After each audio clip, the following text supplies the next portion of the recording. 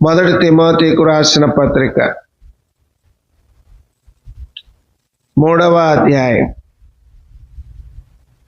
తిమోతికు రాసిన మొదటి పత్రిక 3వ అధ్యాయం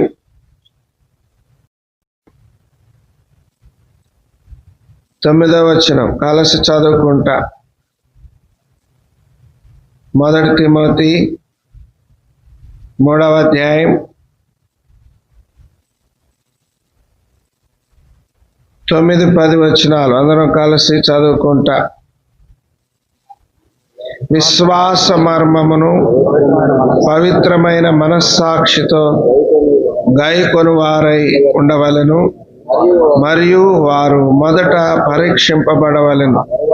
తరువాత వారు అనింద్యులైతే పరిచారకులుగా ఉండవచ్చును. చదవబడిన వాక్య భాగమును ప్రభు మన కొరకు దీవించి మనతో మాట్లాడునుగాక. ఇది విశ్వాస మర్మము. క్రైస్తవ్యము అంటేనే విశ్వాసము. క్రైస్తవుడు అంటే విశ్వాసి. విశ్వాసము లేకుండా ఒక వ్యక్తి క్రైస్తవుడు కాలేడు. క్రైస్తవ సంబంధమైన భక్తి వేషాలు కలిగి ఉన్న ఒక దినమున తన క్రైస్తవ జీవితము పరీక్షించబడుతుంది. అప్పుడు ఆ పరీక్షలో ఓడిపోతారు. అయ్యో, ఇంతకాలము జీవించిన జీవితం ఇలాగ వ్యర్థమైపోయిందే అని ఏడుస్తారు. కనుక విశ్వాస సంబంధమైన క్రైస్తవ జీవితములు అడుగుపెట్టిన మనం ప్రభువు రాకడ వరకు అట్టి విశ్వాసమును చేపట్టి జీవించాలి, కొనసాగాలి. మన పూర్వీకులు, మన పితరులు విశ్వాసముతో దేవుని నమ్మారు. విశ్వాసముతో దేవుని కొరకు జీవించారు. అనేకమైన వీర శూర కార్యములు జరిగించారు. సుఖ సౌఖ్యములు విడిచారు విశ్వాసముతోనే. వారు పురములు విడిచిపెట్టారు విశ్వాసము వలననే. రాజులను, రాజ్యాలను జయించారు విశ్వాసము వలననే. కనుక విశ్వాసం అనేది శరీర సంబంధమైన దేహానికి వెన్నెముక ఎలాంటిదో అలాంటిది విశ్వాసం అనేది. శరీరానికి బోన్ లాంటిది. ఎముక లేని శరీరము ఏ రీతిగా నిలవబడక కుప్పబడిపోతుందో, విశ్వాసము లేని విశ్వాసులు అనబడేటువంటి వారు ఆ రీతిగా ఒక దినమున కుప్పపడి నిలిచిపోతారు. వారు పైకి ఎత్తబడలేరు. అందుకనే ఈ భూమి మీద మనం లోకం విడవకముందే లేక ప్రభువు రాకముందే మనము విశ్వాసులమో కాదో పరీక్షించుకోవాలి. అందుకే మనం చదువుకున్న భాగంలో ఏమంటున్నాడు చదవండి, 10వ వచనం. విశ్వాస మర్మమును పవిత్రమైన మనస్సాక్షితో గైకొని వారై ఉండవలెను, మరియు వారు మొదట పరీక్షింపబడవలెను. తరువాత వారు అనింద్యులైతే పరిచారకులుగా ఉండవచ్చును. మొదట వారు పరీక్షింపబడవలెను. పరీక్షించబడేది తర్వాత సంగతి అన్నా. ఏదో నమ్ముకోమన్నారు, వాళ్ళని చూసి నమ్ముకున్నామే కానీ నేటికి విశ్వాసానికి నాకు సంబంధం లేదు. ఉన్నప్పుడు తింటున్నాను, ఉన్నప్పుడు చెప్పినప్పుడు చేస్తున్నాను, లేనప్పుడు ఏడుస్తున్నాను, చెప్పకపోతే అపరణ ఉంటున్నాను. నాకు విశ్వాసం అనేది తెలియదు. అనే వారు క్రైస్తవ లోకములు అసంఖ్యాకరముగా ఉన్నారు. భౌతికమైన వాటి వైపు కేవలము చూస్తూ భౌతికమైన వాటిని ఆధారం చేసుకొని క్రైస్తవ్యాన్ని వెళ్ళబుచ్చుకుంటున్నారు. ప్రియమైన వారులారా, ఉండి చేసేది కాదు విశ్వాసం, లేకుండా పొందుకొని చేసేది విశ్వాసం. అందుకే మనకందరికి తెలుసు, విశ్వాసం అనగా అని రాస్తూ, ఏంటంటే విశ్వాసం అనగా నిరీక్షించు వాటి యొక్క నిజ స్వరూపం, అంటే లేనివి ఉన్నవనుటకు రుజువునయున్నవి. విశ్వాసం మీద ఆధారపడి విశ్వాస సంబంధులైనటువంటి యోధులుగా మన పూర్వీకులు జీవించారు. పురములు ఏలారు, రాజ్యాలను ఏలారు, రాజులను జయించారు, రాజ్యములు జయించారు. విశ్వాసముతో ప్రాణములు సహితం ప్రాణముగా పెట్టారు. నేటికి ఈ భూమి మీద క్రీస్తు యేసునందు గల విశ్వాసం, బలమైన విశ్వాస యోధులు, వారు క్రీస్తు కొరకు జీవిస్తూ అనేకమైన నిందలు, అవమానములు ఎదుర్కొంటూ విశ్వాస పోరాటములో ఎదురొడ్డి నిలిచి ప్రభు అయిన యేసు క్రీస్తు ద్వారా విజయ పరంపరముతో ముందుకు పోతా ఉన్నారు. ప్రాణములు పెట్టుటకు కూడా ఏమాత్రము వారు వెనుకాడట లేదు. ప్రియమైన వారులారా, ప్రభు బల్ల చుట్టూ చేరివచ్చిన మన అందరితో ప్రభు మాట్లాడుతున్నాడు. నీవు విశ్వాసమేనా? ఎప్పుడైనా నీ విశ్వాసము పరీక్షించబడినదా? అట్లయితే అట్టి పరీక్షలలో నీవు నిలిచావా? అట్టి పరీక్షలో నువ్వు గెలిచావా? అది నువ్వు ఎరుగుదువా?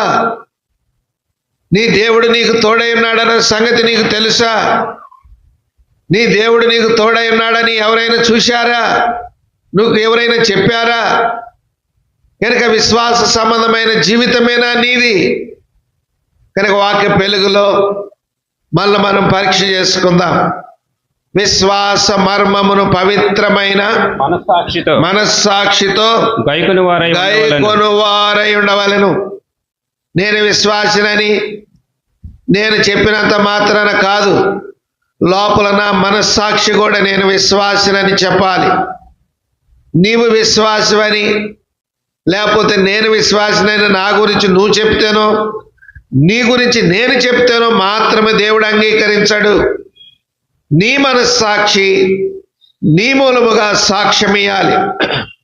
కనుక విశ్వాస సంబంధమైన పరీక్షకు రికమెండేషన్లు ఎంత మాత్రం పనికిరావు, అంగీకరించబడవు. కనుక ఈ మర్మములో మనం ముందుకు వెళ్ళే వారముగా ఉంటూ ఉన్నాం. మొదటిదిగా అసలు విశ్వాసం అనేది ఎలాగ కలుగుతుంది అనే సత్యాన్ని మనం దేవుని యొక్క వాక్యములో ధ్యానించుకుంటున్నప్పుడు, అప్పుడు ఆ విశ్వాసము నేను కలిగి ఉన్నానా లేదా అనేది మనకు అర్థమవుతుంది. అలాగున అర్థం చేసుకొని యోగ్యముగా ఉన్న వారమై బలలో పాలు పొందాలి. అయోగ్యముగా ఉంటే ప్రభు యొక్క బలలో మనం పాలు పొందకూడదు. రండి, ప్రభు యొద్దకు వచ్చిన వ్యక్తికి, యేసు క్రీస్తు యొద్దకు వచ్చిన వ్యక్తికి అసలు విశ్వాసం అనేది దేని మూలంగా కలుగుతుంది? చదవండి, 2వ పేతురు పత్రిక 1వ అధ్యాయం. 2వ పేతురు పత్రిక చాలా ప్రాముఖ్యమైన, మన జీవితాంతం వరకు ఇవి మనకి అవసరమైనటువంటివి. 2వ పేతురు 1వ అధ్యాయం 1వ వచనం నుండి. యేసుక్రీస్తు దాసుడును అపోస్తలుడునైన సీమోను పేతురు మన దేవుని యొక్కయు రక్షకుడైన యేసుక్రీస్తు యొక్కయు నీతిని బట్టి మా వలనే అమూల్యమైన విశ్వాసము పొందిన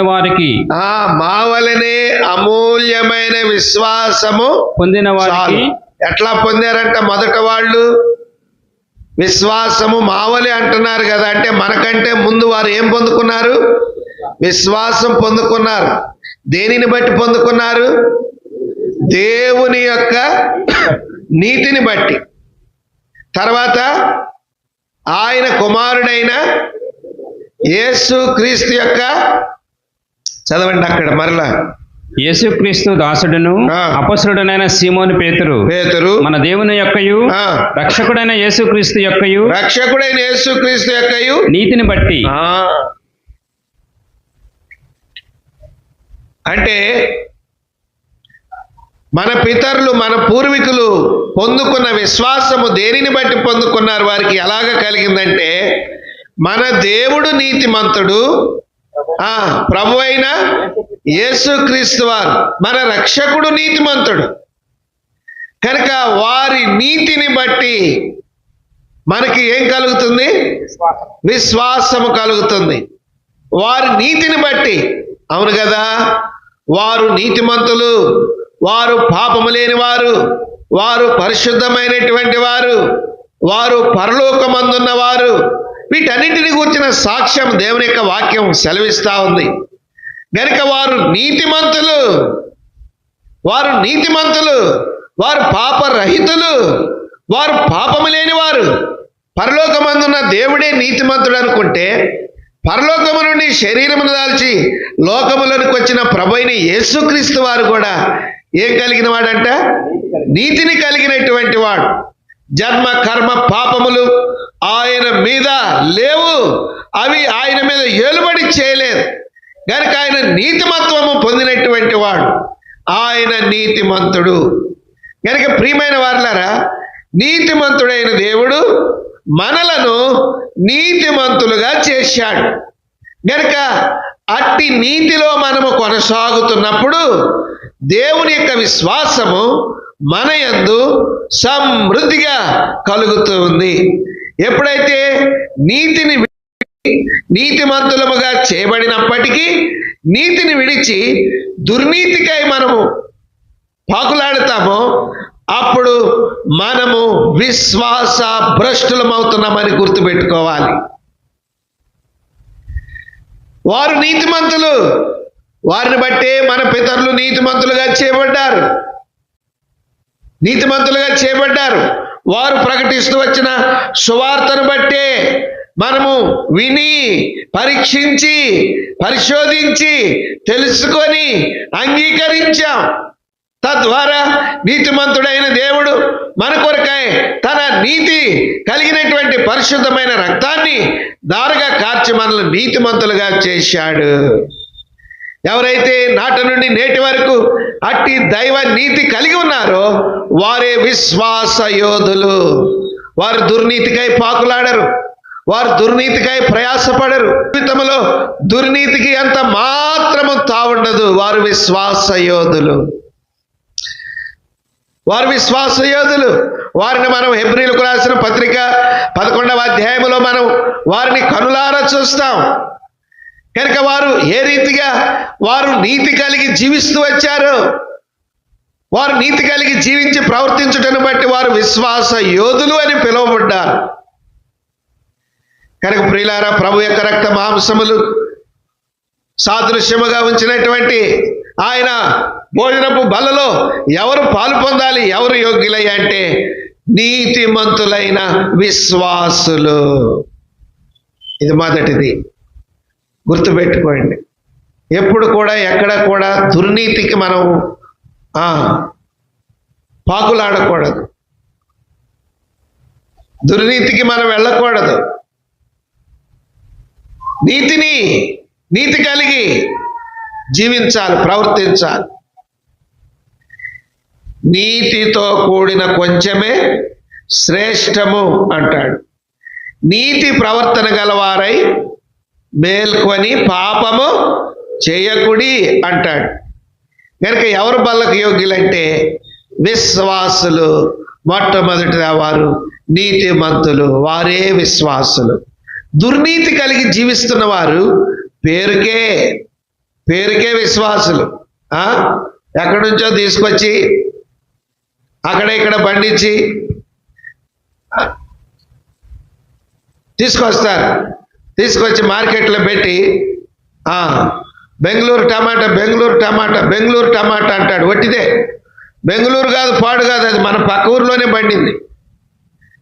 అర్థమవుతుందా? కనుక నీతి లేని జీవితము కలిగి బల్లకు యోగ్యులమని ఎంత మాత్రం అనుకోవద్దు. మనము కూడా విశ్వాసులమే కదని బాప్తిసాన్ని ఆధారం చేసుకోను, లేకపోతే ఫస్ట్ నుంచి బెరాకాకే వస్తున్నాననేది ఆధారం చేసుకోను బల్లకు యోగ్యులము కాము. మనము నీతి కలిగి ఉన్నప్పుడే విశ్వాస సంబంధులం, విశ్వాస మర్మమును మనము గైకొనుచున్న వారం. ఇది మొదటిది. రెండోది చదవండి, దేవుని యొక్క వాక్యంలో 2వ మాట, రోమీలకు రాసిన పత్రిక 10వ అధ్యాయం, రోమా 10:17 వచనం. జాగ్రత్తగా వినండి. కాగా వినుట వలన విశ్వాసము కలుగును, వినుట వలన విశ్వాసము కలుగును. వినుట క్రీస్తును గూర్చిన మాట వలన కలుగును, వినుట క్రీస్తును గూర్చిన మాట వలన కలుగును. క్రీస్తును గూర్చిన మాట దేవుని యొక్క వాక్యం అని పేరు. వాక్యము వినుట వలన ఏం కలుగుద్దంట? విశ్వాసము కలుగుతుంది. విశ్వాసులైన వారు ఆపోజిట్ అన్నమాట. వాక్యము వలన విశ్వాసం కలుగుతుంది. విశ్వాసులైన వారు వాక్యమును వింటారు. వారే విశ్వాసులు, వారే బల్లలో పాలు పొందుటకు యోగ్యులు. వాక్యము వినుట ద్వారా వారిలో విశ్వాసము పెంపొందుతుంది. మనము ఎందుకు బల్ల చుట్టూ చేరి వచ్చి వాక్యం వింటున్నాము? ఎందుకు బహుదూర ప్రాంతాలకు వాక్యము కొరకై ప్రయాసపడిపోతున్నాము? మనలో విశ్వాసమును పెంపొందించుకొనుట కొరకై, లోకానికి మనము విశ్వాస మర్మముగా ఉండుట కొరకై. ఎప్పుడైతే వాక్యము మీద నీకు ఇంట్రెస్ట్ ఉండదో, ఎప్పుడైతే వాక్యము చదువుటేందును వినుటేందును తప్పిపోతావో, అప్పుడే నువ్వు విశ్వాస సంబంధమైన జీవితము నుండి వైదొలిగిపోయావు. నువ్వు విశ్వాసమైతే దేవుని యొక్క వాక్యమును వింటావు. దేవుని యొక్క వాక్యమును వినటం మాత్రమే కాదు, విశ్వాసమును పెంపొందించుకొని వాక్యమును అనుసరిస్తావు. బోధించుట ఎందును, హెచ్చరించుట ఎందును, ప్రకటించుట ఎందును, అనుసరించుట ఎందును, ధ్యానించుట ఎందును అట్టి వాక్యము పట్ల మనము నడుచుకుంటాం. కాబట్టి ప్రియులారా, దేవుని పిల్లలముగా ఒక వ్యక్తికి విశ్వాసం ఎట్లు కలుగుతుంది? రెండవది వాక్యము వలన. అందుకనే దైవుడు మనకి నేర్పించాడు, ప్రతి ఉదయం వాక్యం మనం చదవాలి, ప్రతి సాయంకాలం దేవుని వాక్యం చదవాలి. ఇంకా ఆయా సమయాల్లో సమయం దొరికినప్పుడల్లా దేవుని యొక్క వాక్యం చదవాలి. ఎంత వాక్యము చదువుతావో వింటావో అంతగా దేవుని యొక్క విశ్వాసము దేవుని పట్ల మనకు అధికమవుతుంది.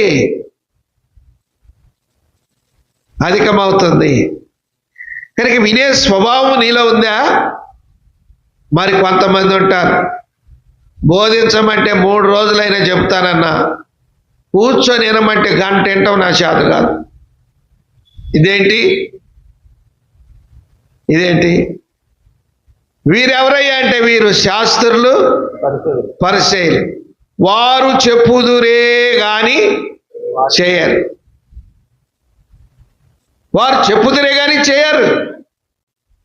కనుక ప్రియమైన వారలారా, నిజమైన విశ్వాసి, నిజమైన దేవుని బిడ్డ దేవుని యొక్క వాక్యము చెప్పేవాడై ఉంటే ముందు దానిని ఎక్కువగా వినటానికి ఇష్టపడతాడు.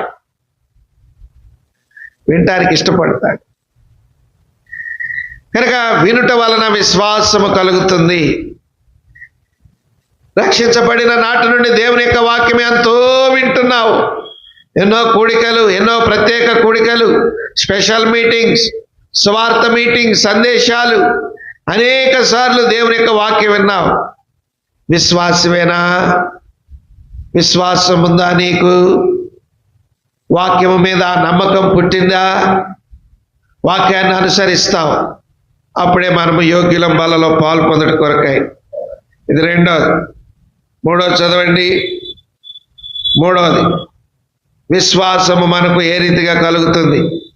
దేవుడు మనకు ఏర్పాటు చేసిన సదుపాయాలు కనుక వాటిని పొందుకొని విశ్వాసము గలవారమై ఉండి ప్రభుని ఎదుర్కోవాలి. రండి, మూడోది చదవండి. రోమా 4వ అధ్యాయం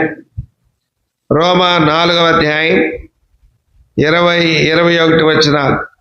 అవిశ్వాసము వలన దేవుని వాగ్దానమును గూర్చి సందేహింపక దేవుని మహిమపరిచి ఆయన వాగ్దానము చేసిన దానిని నెరవేర్చుటకు సమర్థుడని రూఢిగా విశ్వసించి విశ్వాసము వలన బలమునందెను. ఇప్పుడు చెప్పండి, దేని వలన వారు విశ్వాసమునందు బలం పొందారు? చదువుకున్నది విన్నాము, వాక్యంలో చూశాం. మౌనంగా ఉంటే వీళ్ళెట్టనే చెప్పుకుంటారు. వాళ్ళకు ఒక టైం టేబుల్ ఉంది, 3 గంటలు కూర్చోబెట్టాలి, అందుకే అట్లా కూర్చోబెడతారు, చెబుతారు.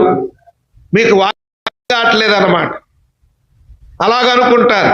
వాక్యం అర్థమైతే ఇప్పుడు చెప్పాలి కనుక ఏమంటున్నాడు? మూడవది, ఏ రీతిగా మనకి విశ్వాసం కలుగుతుందంట? దేవుని మహిమపరిచి ఆయన వాగ్దానము చేసిన దాన్ని నెరవేర్చుటకు సమర్థుడని రూఢిగా విశ్వసించి. వాగ్దానములు నమ్ముట వలన, వాగ్దానముల యందు నమ్మకము ఉండుట వలన మనము విశ్వాస యోధులముగా ఉంటాం. కనుక దేవుని యొక్క వాక్యము వేరు, దేవుని యొక్క వాగ్దానములు వేరు. అందుకనే దైవేడు భక్సి గారు మనకు నేర్పించాడు. వాగ్దానములు, కుటుంబ వాగ్దానం, సంఘ వాగ్దానం, సార్వత్రిక సంఘ వాగ్దానం, వ్యక్తిగత వాగ్దానం. కనుక వాగ్దానముల యందు విశ్వాసముంచుట వలన, నమ్మకముంచుట వలన. కనుక ప్రియమైన సహోదరి సహోదరుడా, ఒక వ్యక్తి ఎప్పుడు విశ్వాసి అవుతాడు అంటే, మూడోది వాగ్దానముల యందు ఏముండాలా? విశ్వాసం ఉండాలి. వాగ్దానముల యందు నీకు నమ్మకం ఉండాలి. అప్పుడే నీ విశ్వాసము పెంపొందుతుంది. చాలామంది వాగ్దానముల పట్ల నమ్మకం ఉండదు. అందుకే కొంతమంది అసలు వాగ్దానాలే తీసుకోరు. కనుక మన విశ్వాసం అభివృద్ధి పొందించుకోవాలంటే మనం వాగ్దానముల యందు నమ్మిక ఉంచాలి. ఒకటి, దేవుని నీతిని బట్టి మనము నీతిమంతులముగా, విశ్వాసులముగా చేయబడుతున్నాం. రెండవది, దేవుని వాక్యమును బట్టి మనము నీతిమంతులముగా, విశ్వాసులముగా ఏర్పరచబడుతున్నాము. మూడవది, వాగ్దానములు నమ్ముటను బట్టి గనుక అట్టి నమ్మకము కలిగి విశ్వాస యోధులముగా ఆయన బలలో పాలు పొందాలి. 4వ చదవండి. హెబ్రీలకు రాసిన పత్రిక 12వ అధ్యాయం 2వ వచనం. హెబ్రీ 12:2. ఇంత గొప్ప సాక్షి సమూహం మేఘము వలె మనల్ని ఆవరించినందున మనము కూడా ప్రతి భారమును సులువుగా చిక్కులు పెట్టు పాపమును విడిచిపెట్టి విశ్వాసమునకు కర్తయు దానిని కొనసాగించువాడునైన యేసు వైపు చూచుచు మన ఎదుట ఉంచబడిన పందెములు ఓపికతో పరిగెత్తుదాము. చాలు. 4వది, విశ్వాసములో మనము జీవించటానికి లేక విశ్వాసమును పొందుకోవటానికి మనకి 4వ మార్గం ఏంటంటే యేసు వైపు చూచుట. ఇరుకులు, ఇబ్బందులు, కష్టాలు, కడగండ్లు కలిగినప్పుడు మనం విశ్వాసము నుండి వైదొలగిపోయి మనం యేసు వైపు చూడాలి. మన కొరకై అనేకమైన శ్రమలు, నిందలు, అవమానములు, ఇరుకు, ఇబ్బంది ఆయన సహించి భరించాడు. మనము యేసు ప్రభు వైపు చూచుట ద్వారా మన విశ్వాసమును అభివృద్ధి పొందించుకుంటాం. ఎప్పుడైతే క్రీస్తు యేసు నుండి నీ దృష్టి మరలుద్దో అప్పుడు విశ్వాసము నుండి నువ్వు వైదొలిగిపోతావు. యేసు ప్రభు వైపు చూడటం మానివేసి భౌతికమైన వాటి వైపు, లోకములో ఉన్న వాటి వైపు, లోకస్తుల వైపు మనం చూసే వారంగా ఉంటాం. లోకం మీద ఆధారపడే వారంగా ఉంటాం. లోకాన్ని ఆశ్రయిస్తున్నాం. ఏమి లేక చెప్పండి? విశ్వాసము లేక. నువ్వు లోకం మీద ఆధారపడుతూ లోకం వైపు చూస్తూ జీవిస్తూ మనము విశ్వాసులమని చెప్పుకుంట వ్యర్థమే. విశ్వాసులు దేవుని మీద ఆధారపడతారు. విశ్వాసులు దేవుని వాగ్దానాలను నమ్ముతారు, చేపడతారు. విశ్వాసులు దేవుని యొక్క వాక్యమును చదువుతారు, వింటారు, అనుసరిస్తారు, ప్రకటిస్తారు. విశ్వాసులు కానివారు వీటితో సంబంధం ఉండదు. వీటితో సంబంధం ఉండదు. యేసు వైపు చూడరు, వ్యక్తుల వైపు చూస్తారు, లోకం వైపు చూస్తారు, పరిస్థితుల వైపు చూస్తారు. కనుక ప్రియులారా, అట్లు మనం జీవించి విశ్వాసుల యొక్క జాబితాలో మనం ప్రభువుని ఎదుర్కొనుటకు నిలవబడలేము. వీరందరూ ప్రక్కకి వెళ్ళిపోతారు. ఇది ఖచ్చితం, ఇది నిజం. పరిస్థితులు పైబడినప్పుడు, లేకపోతే ఆయా రకాలైన అక్కర్లు అవసరతలు గుండా వెళుతున్నప్పుడు ఏ మనుషుని వైపు చూడకుండా, ఏ వ్యక్తి మీద ఆధారపడకుండా ప్రభు మీదనే, ప్రభు వైపే చూస్తూ ఆధారపడతారు. వారే విశ్వాసులు, వారే విశ్వాసులు. దైవజన భక్సింగ్ గారు ప్రతి విషయంలో ప్రభు వైపు చూశాడు. సంఘ ఆవిర్భావ దినము నుండి, దేవుడు సంఘములో మొదటి రాయి ఏర్పరచు దినము నుండి, తన దాసుడు ఎన్ని పరిస్థితులు వచ్చినా ఏ మనుషునికి చెప్పుకున్నవాడు కాడు.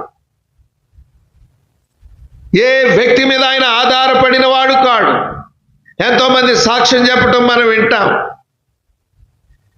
కనుక ప్రియమైన వారులారా, విశ్వాస యోధుడు ఆయన ప్రభు వైపే చూశాడు.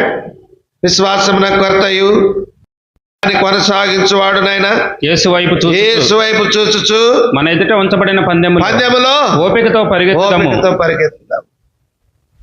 యేసు వైపు చూచు, యేసు వైపు చూచు పరిగెత్తున్నప్పుడు ఏమండి అంట మన ఎదుట? చదవండి. ఆయన తన ఎదుట ఉంచబడిన ఆనందము కొరకై, ఆయన తన ఎదుట ఉంచబడిన ఆనందము కొరకై అవమానమును నిర్లక్ష్య పెట్టి సిలువను సహించి దేవుని సింహాసనము యొక్క కుడిపార్శ్వమున ఆసీనుడై ఉన్నాడు. నిందలు వచ్చినా, అవమానములు వచ్చినా, శ్రమలు వచ్చినా, బాధలు వచ్చినా వారు ప్రభు వైపే చూస్తారు. వారు ప్రభువులోనే నిరీక్షణ కలిగి ఉంటారు. ఏ వ్యక్తిని, ఏ ఇతరితర శక్తిని వారు ఆశ్రయించారు. వారి యొక్క ఆశ్రయము ప్రభువే, వారి దృష్టి గమనము ప్రభువే.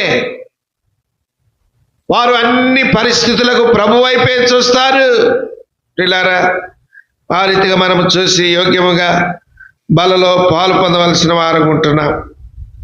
లోక వైపు, పరిస్థితుల వైపు, నా అనుకున్న వారి వైపు చూస్తున్నట్లయితే మనము విశ్వాసులము కాకపోదుము.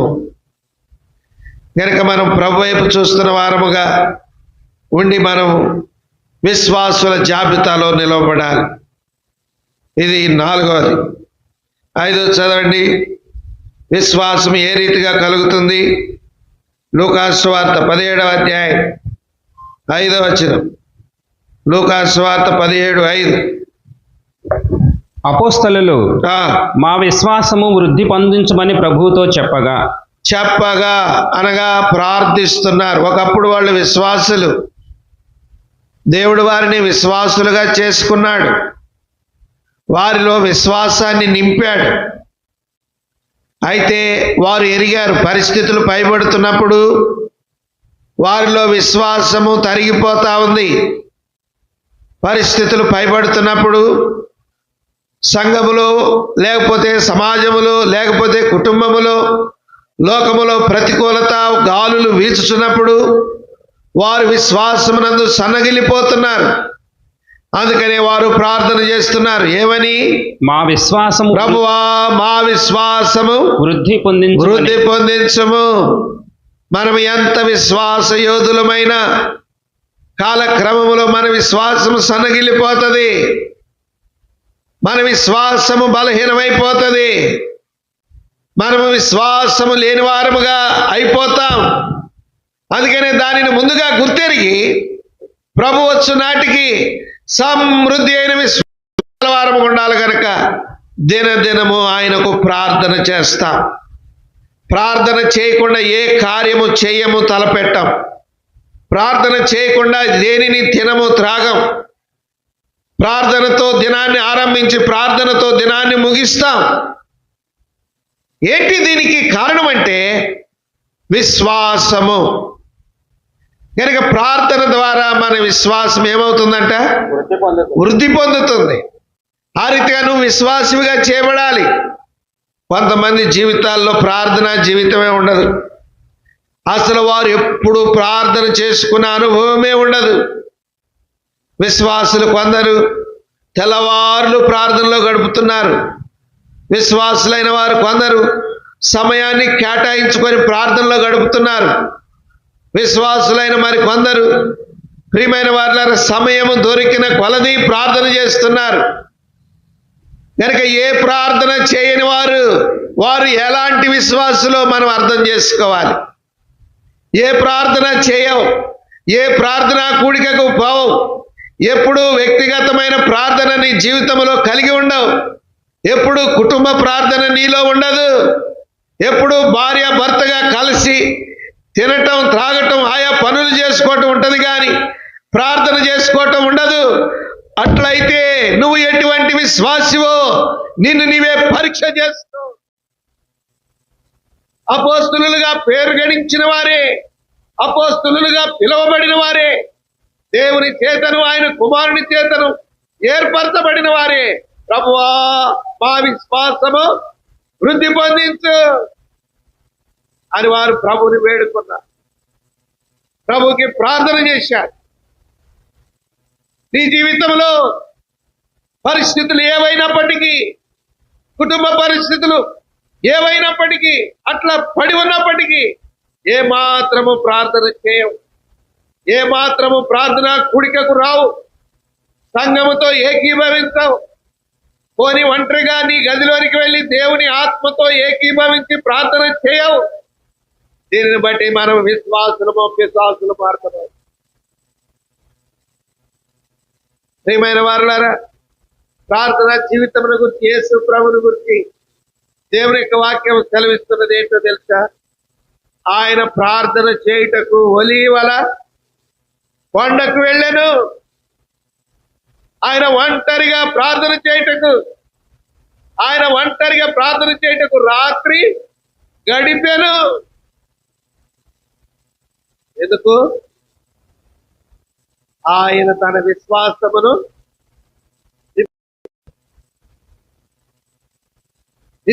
వృద్ధి పొందించుకోట.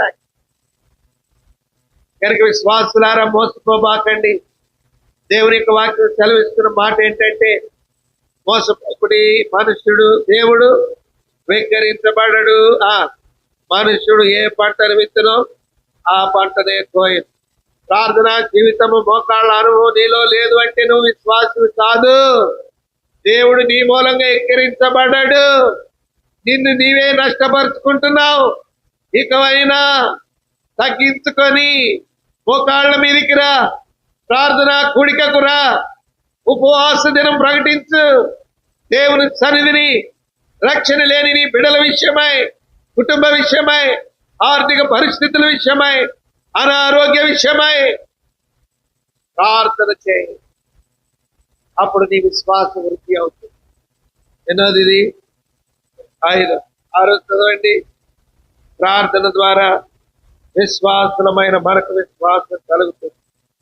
విశ్వాసము లేకపోతే ఎముక లేని శరీరం, అది నిలవబడలేదు, అది మాట్లాడలేదు, అది పని చేయలేదు, అది కుప్పబడిపోతుంది.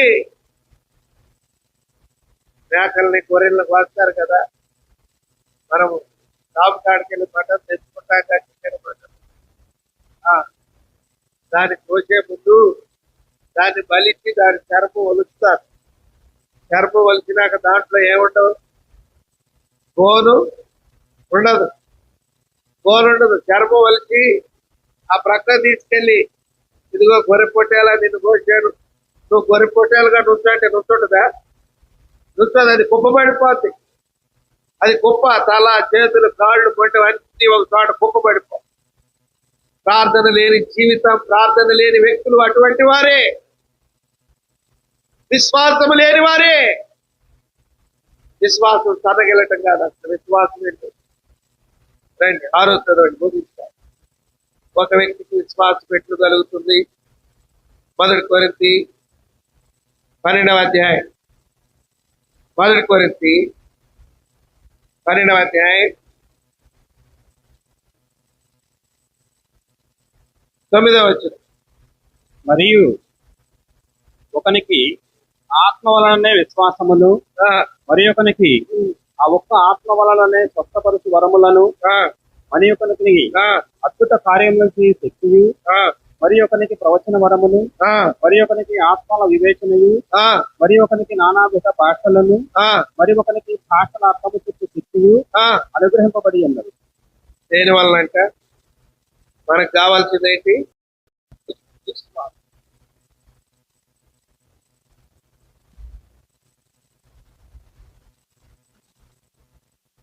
ఒక వ్యక్తికి విశ్వాసం ఏ రీతిగా అనుగ్రహింపబడుతుందంట? దేవుని ఆత్మ వలన. దేవుని ఆత్మ వలన. దేవుడు తన ఆత్మ వలన మనలను విశ్వాసులుగా చేస్తారు. దేవుని ఆత్మ మనలో ఎప్పుడు నివసిస్తుంది? దేవుని ఆత్మతో మనము నింపబడాలి. మొదట దేవుని ఆత్మతో దర్శించబడతాం, ఆ తర్వాత దేవుని ఆత్మ చేత నింపబడతాం. దేవుని ఆత్మ మనలో ఉండి పనిచేస్తాడు.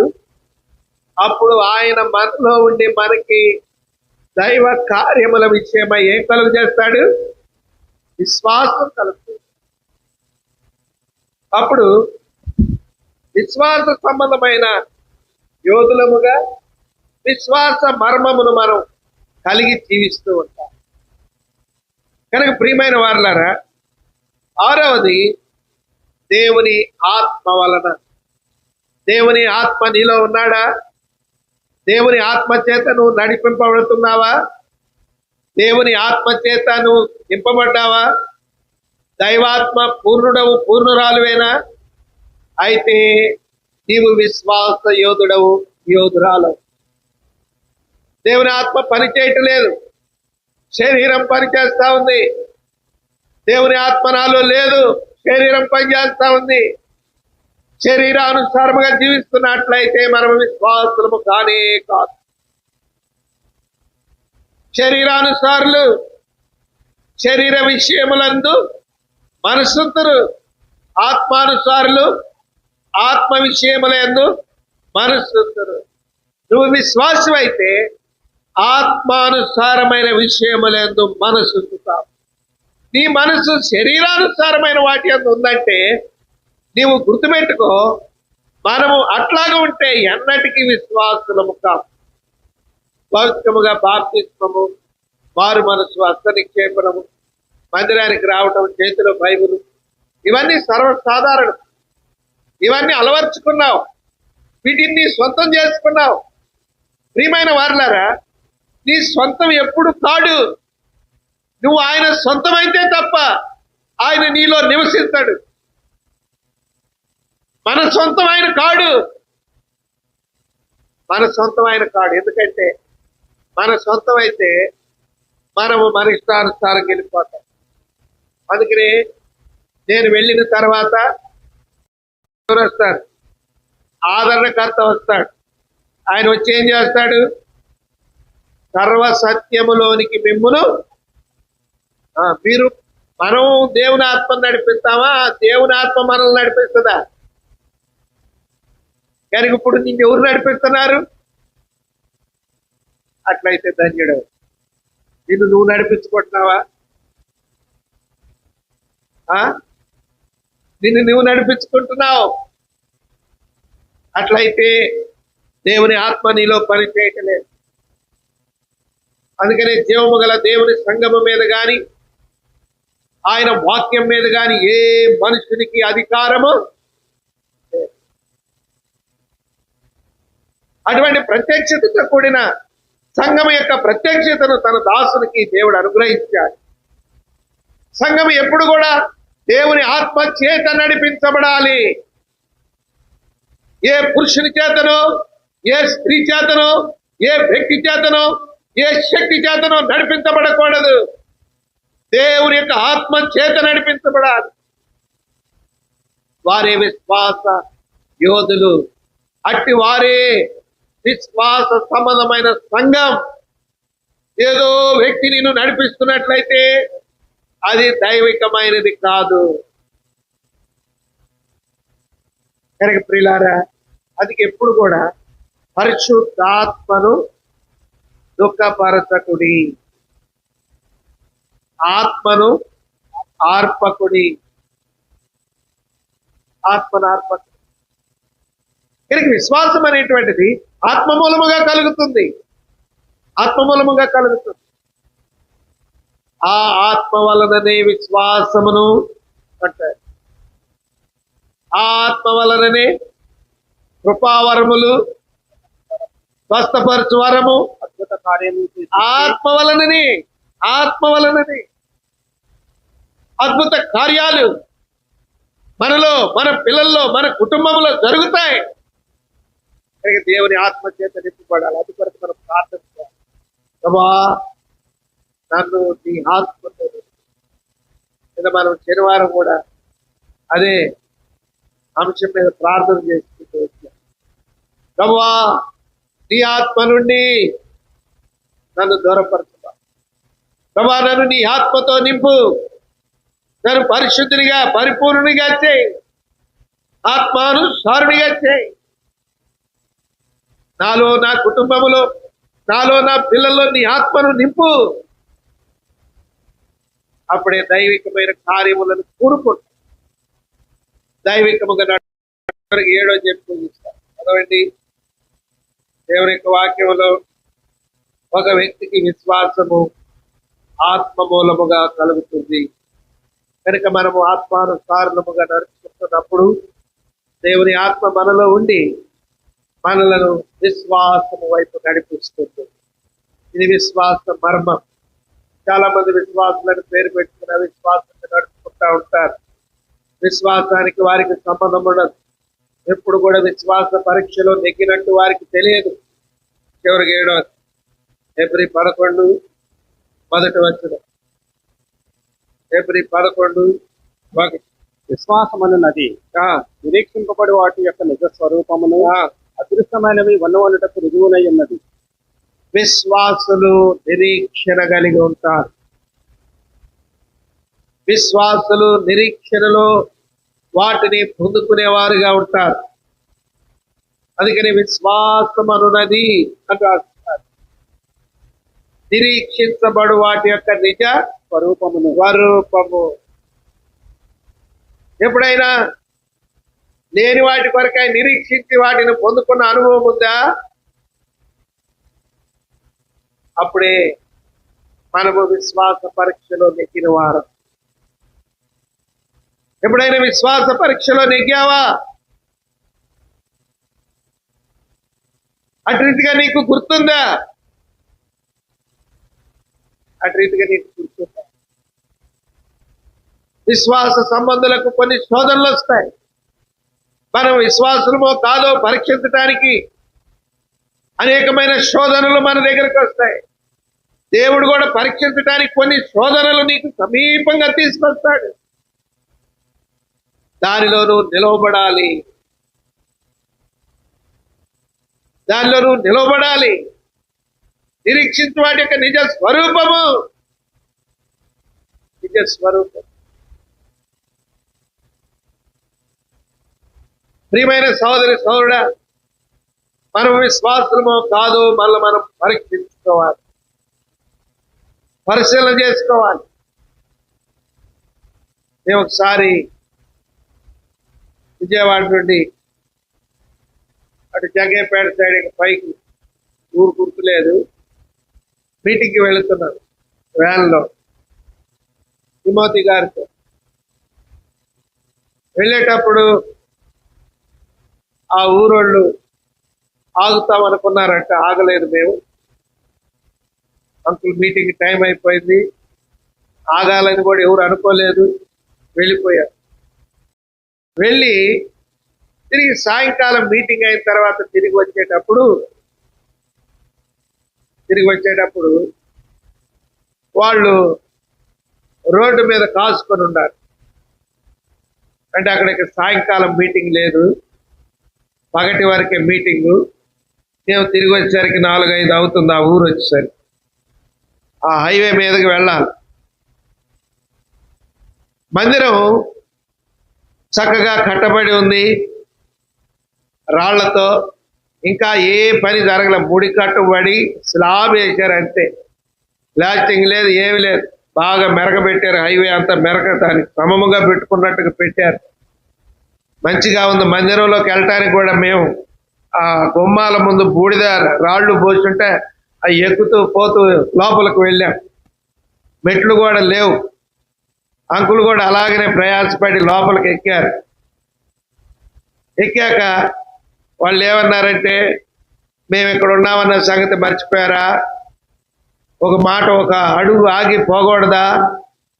మేము కూడా రావా మీటింగ్కి? ఒక ప్రార్థన చేసి పోకూడదా? మందిరం నిర్మాణంలో ఉంది కదా అన్నా, మీరు అట్ట మమ్మల్ని దాటిపోతే అట్టా అని చెప్పేసి వాళ్ళు అడిగి ఆ టీ స్నాక్స్ ఏర్పాటు చేశారు. ఏమి లేదు, మాకు ప్రార్థన చేసిపోండి. మేము వచ్చేటప్పుడు వ్యాన్కి అడ్డంగా నిలబడ్డారు హైవేలో. అప్పుడు అంకుల్ వ్యాన్ ఆపమన్నారు, ఆపాక దిగాము, వెళ్ళాం.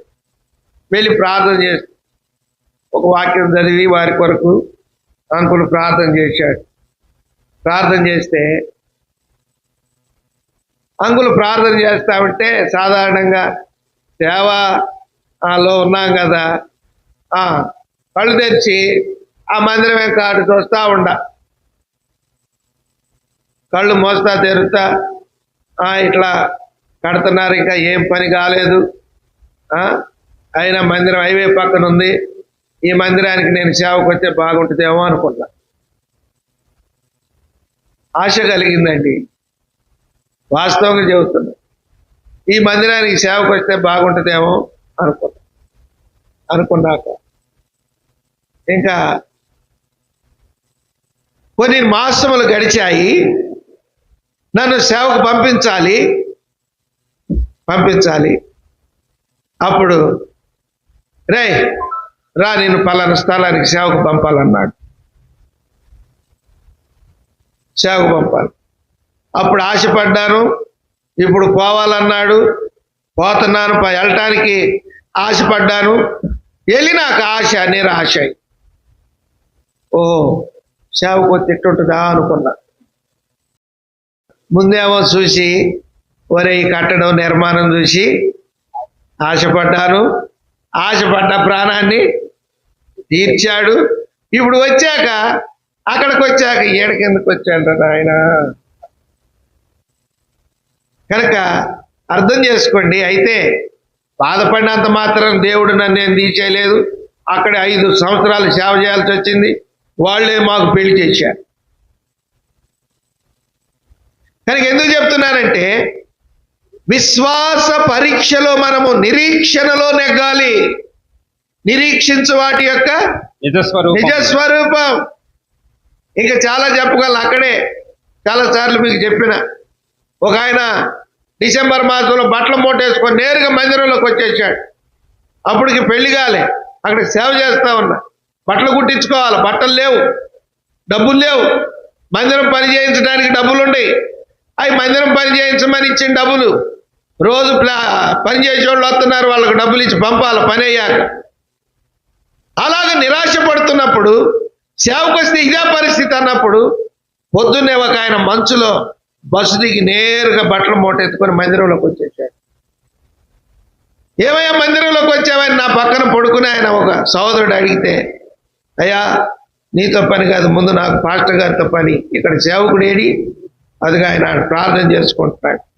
నేను పులిపేట మీద బాగా చలి రగ్గు పట్టుకొని కప్పుకొని ప్రార్థన చేసుకుని మోకరించి వీళ్ళిద్దరు పెద్దగా మాట్లాడుకుంటున్నారు. ముగిచ్చాను. మీకు అంతకుముందు చాలాసార్లు చెప్పాను. అప్పుడు ఆయన అంటున్నాడు, అయ్యా ఎందుకు వచ్చావు మూట దించుకొని అడిగితే, అయ్యా మీకు ఒక జత బట్టలించిపోదామని వచ్చా అన్నాడు. నిరీక్షించు వాటి యొక్క నిజస్వరూపం, నిరీక్షించు వాటి యొక్క నిజస్వరూపం.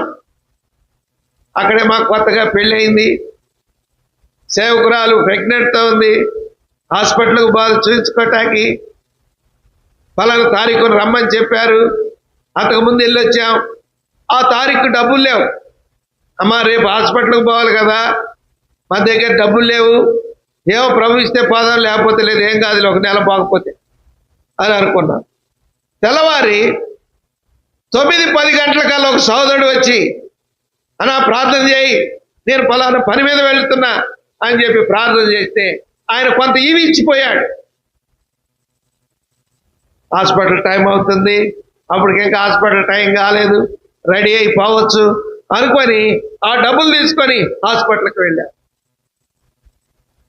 అలాగూ ప్రారంభించిన ఈ యాత్రా జీవితంలో దాదాపు 28 సంవత్సరాల సేవలో అనేకమైనటువంటి కార్యాలు నిరీక్షించ నిజస్వరూపాన్ని పొందుకున్నారు. ఆ రీతిగా విశ్వాస పరీక్షలను నెగ్గిన అనుభవం నీకు లేకపోతే ఒక దినము మోసపోతావు. ఇది విశ్వాస మర్మం, ఇది బహిర్గతము కాదు, విశ్వాస మర్మం. విశ్వాసులు ఎప్పుడు బహిర్గతం కారు, విశ్వాసులు ప్రభు కొరకే మర్మముగా జీవిస్తారు. అది విశ్వాసము కలిగిన వారికే తెలుస్తుంది ఆయన నడిపింపు, ఆయన యొక్క విధానం. కనుక ప్రియమైన వాళ్ళారా, చదువుకుంటాం, ఆ మాట చదువుకొని ముగించుకుంటాం. రండి చదువుకున్నాం. 3వ అధ్యాయం తిమోతి మొదటి పత్రిక 3:9-10 వచనాలు. విశ్వాస మర్మమును చదవండి, అందరూ కలిసి చదువుకుంటాం. విశ్వాస మర్మమును పవిత్రమైన మనస్సాక్షితో గాయకొని వారై ఉండవలెను, మరియు వారు మొదట పరీక్షింపవలెను, ఆ తర్వాత వారు అనిందులైతే పరిచారకులుగా ఉండవచ్చు. కనుక ఆ రీతిగా విశ్వాస పరీక్షలో నెగ్గిన అనుభవం మనం కలిగి ఉండాలి. విశ్వాసం ఎలా కలుగుతుందో 7 మాటలు చూసుకున్నాం మనం. కనుక ప్రియమైన వారులారా, అటు రీతిగా విశ్వాసము కలిగి ప్రభు యొక్క బలలో పాలు పొందుటకు ప్రభు మనకు అందరికీ సహాయపడగా